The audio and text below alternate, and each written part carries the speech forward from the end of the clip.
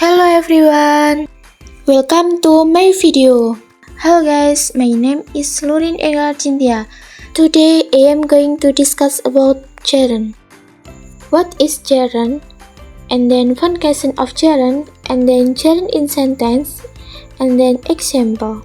Apa ya gerund itu, kemudian fungsinya apa, kemudian gimana caranya ngeletakin gerund dalam sebuah kalimat, beserta contohnya. Baiklah, langsung saja. What is gerund? Apa itu gerund? Gerund sebenarnya adalah bentuk kata kerja yang ditambah akhiran ing atau verb ing. Tapi yang unik adalah dia ini nggak lagi berfungsi sebagai kata kerja. Fungsinya udah dialihkan sebagai kata benda atau noun. Maksudnya adalah verb ing yang kita kenal seperti reading, eating, writing, kalimat dan sebagainya menjadi suatu yang dapat berfungsi sebagai subjek dan objek dari suatu kalimat. Selanjutnya, bagaimana cara mengetahui fungsi letak gerund dalam kalimat? Oke, yang pertama, seperti yang teman-teman ketahui, yang namanya kata benda itu pasti fungsi pertamanya adalah sebuah subjek. Jadi, subjek itu pasti berada di awal kalimat atau sebelum sebuah predikat. Perhatikan contoh kalimat ini ya. She makes me happy. Dia membuatku bahagia. Jadi, she adalah sebuah subjek. Make sebuah verb. Me adalah sebuah objek. Seandainya kata she atau subjek bisa digantikan sebuah pekerjaan atau aktivitas, maka kalimat itu harus diganti sebuah gerund. Misalnya, kata she digantikan movies makes me happy. Menonton film membuatku bahagia. Makes adalah sebuah predikat, me adalah objek. Yang beda adalah kata see diganti dengan watching film. Jadi, kata watching disebut gerund.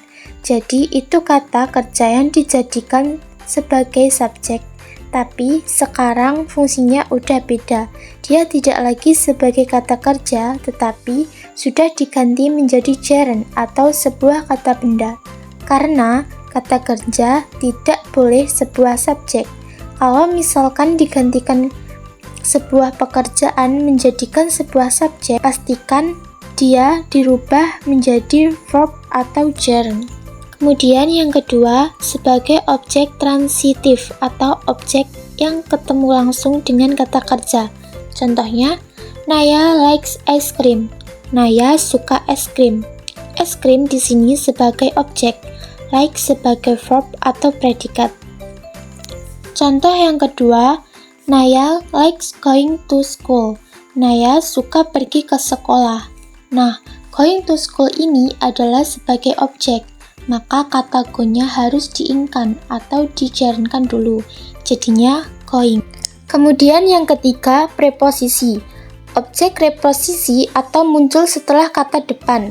Kata depan itu sebuah preposisi yaitu in, at, on, by, with, without, of, after, before, dan lain-lain.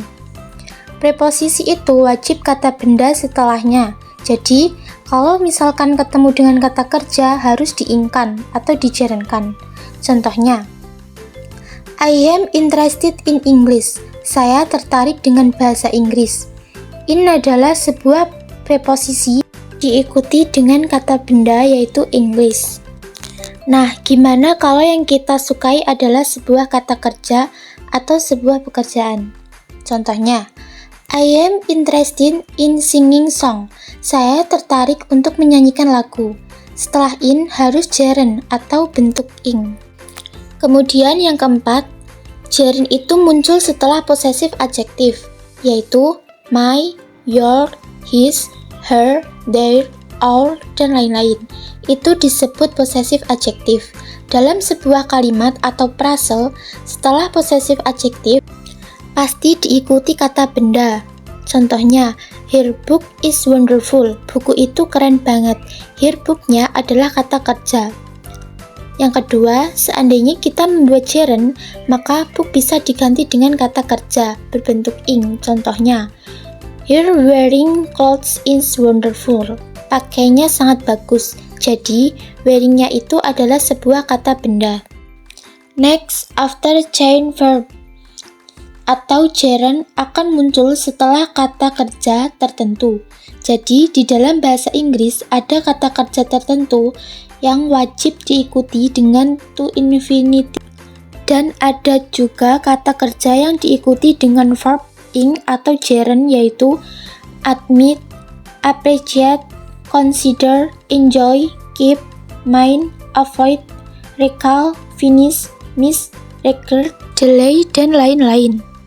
Contohnya, si cat running until she felt tired. Dia terus berlari sampai dia merasa lelah. Nah, kept ini adalah kata kerja yang wajib diikuti gerund. Setelahnya, maka run-nya dijadikan verb ing, jadinya running. Contoh kedua, he enjoys reading novel. Dia suka membaca novel. Setelah kata enjoy, wajib diikuti verb ing atau gerund, maka read jadi reading. Yang terakhir, after certain expressions. Gerund ini biasanya muncul setelah ungkapan-ungkapan tertentu yang wajib diikuti gerund. Contohnya kata is no use, is no work, is busy, can help, or can wait, or can bear, feel like, dan lain-lain. Contohnya, it's no use studying without practicing. Nah, di sini ada is no use, jadi menggunakan verb ing atau gerund, yaitu studying. Thank you for watching, guys.